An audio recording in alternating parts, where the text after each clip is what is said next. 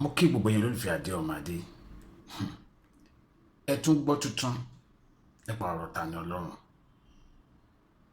Ẹ jẹ́ ká wo fídíò yìí. ó jẹ́ kí Tani Ọlọ́run wá sí kóòtù ni pé Black Maria tó ń gbé àwọn inmates bọ̀ wá sí kóòtù ó ní accident ní ọjà ọba láàárọ̀ yìí to the extent pé ó claim life èèyàn mẹ́rin. So to the extent pé àwọn èèyàn gan protest wọ́n bẹ̀rẹ̀ sí ní fọ́ gíláàsì mọ́tò yẹn wọ́n fẹ́ attack àwọn inmates àwọn prison warder. Ọlọ́run ló yọ wọ́n lórí kán tètè evacuate gbogbo àwọn inmates wọnú police station ọjà for safety purpose. Then nígbà wọ́n tún kọ́ bẹ́ẹ̀ wọ́n náà tún dé Niger again wọ́n tún ní mọ́tò yìí correctional center tún ní court ó tún ní accident again. So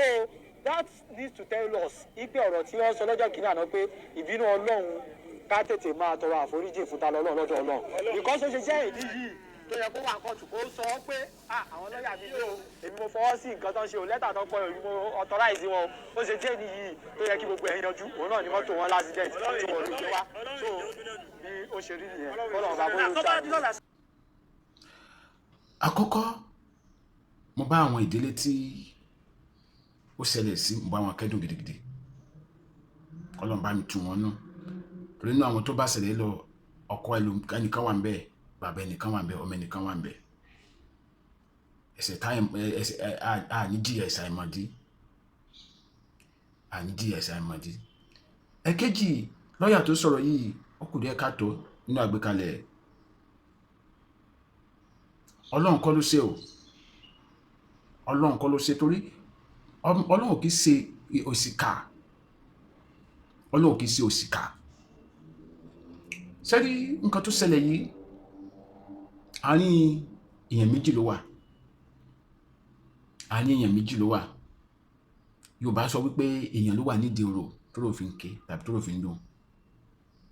yálà ẹ̀yin àfà oníṣẹ́ ibi tẹ́ ń finá rọ́ pé ká lè sọ pé Allah ló ń bínú sí Tani Ọlọ́run wò yín o ẹ̀yin oníṣẹ̀ṣe ìkà tẹ́yìn náà ń gbé àwọn ìgbésẹ̀ tí ó dá ká lè sọ pé Olódùmarè ló ń bínú sáwọn ọ̀tá Tani Ọlọ́run wò yín o Ọlọ́run wò yín ṣùgbọ́n kíyèsí mo fẹ́ pè wá sínú wípé kí ni ìbá wa ṣẹlẹ̀ ká ní ọlọ́ta Tani Ọlọ́run bá ṣẹlẹ̀ náà lọ àníri wàhálà lágbára Ọlọ́run ọba mo wá fẹ́ fi àsìkò yìí rọ gbogbo ẹ̀yin tọ́rọ̀ kàn yí ká gba àlàáfíà láàyè o nígbà tí àlàáfíà bá wà ní àárín ìlú láti ṣe ẹ̀sìn ẹ̀rọ tí ìyá Tani Ọlọ́run pé mọ́tò tí wọ́n fi gbé Tani Ọlọ́run lọ sí ilé ẹjọ́ lásán pé ní accident báyìí tí ìyá yẹn mí látọjọ́ tó ti ṣẹlẹ̀ ìyá yẹn ló mọ nǹkan tó ń sí lágọ̀ọ́ ara à ń ṣe Ọlọ́run ọba ń gbọ́ à ń bèrè tà ń ṣe èèyàn ó bú bàbá òkúta gidi ó bàbá òkúta gidi àkúta gidi ò kì í ṣe Ọlọ́run òkúta gidi ò kì í ṣe Ọlọ́run látijọ́ tí ọ̀rọ̀ Mohbad ti ṣẹlẹ̀ mélòó nínú wa ló jáde tí gbogbo strength tá ń lò lórí ọ̀rọ̀ Tani Ọlọ́run tá tẹ lò dájí ẹ̀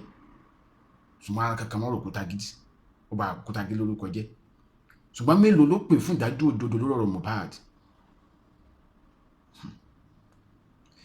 ọ̀gá dẹ́ ọ̀rọ̀ pé lọ́ọ̀yà kan tún sọ wípé àwọn ò fẹ́ kí ilé ẹjọ́ tó ń gbọ́ ẹjọ́ yìí kọ́ńtínú láti gbọ́ tí àwọn kan sọ pé Ọlọ́run ló bínú sí Tani Ọlọ́run ò bínú sí ète tí ẹ fẹ́ fi mú Tani Ọlọ́run làwọn lọ́ọ̀yà yẹn ká òun ni pé ṣetán láti dá ẹjọ́ nù ẹ kàn fẹ́ kí wọ́n gba béèlì ẹ̀ ní tí wọ́n bá gba béèlì ẹ̀ tán ẹ wá kí ọwọ́ ẹ̀ bọ́ sọ̀lọ̀ tó yẹ pé kò ní dún mọ́ forever tó bá dún ẹ má máa sọ fún pé sọ rántí pé ẹjọ́ sì wà ní ẹjọ́ ìdí ẹ̀yìn táwọn lẹ́rìn yẹn fẹ́ kí wọ́n gbé ẹjọ́ yẹn kúrò níbi tí wọ́n ti ń gbọ́ ẹjọ́ yẹn torí àwọn èèyàn yín ló wà ń bẹ̀ ẹ wo ọ̀gá o àwọn èèyàn sáà ń sílé tó wù wọ́n nílé ayé kan yẹn àdúpẹ́ pé ìfìtì yín domi àláfíà àwùjọ rú torí ká ní nǹkan ṣe Tani Ọlọ́run ǹjẹ́ olóko lè lóko ǹjẹ́ olódò lè lódò ìbéèrè ni o ẹja gba àláfíà láàyè Adéọmọdé lórúkọ mi báyìí fún fídíò ìkìlẹ̀ má dẹ̀ gbàgbé láti subscribe sí Adéọmọdé lórí YouTube kiri ó dàbọ̀.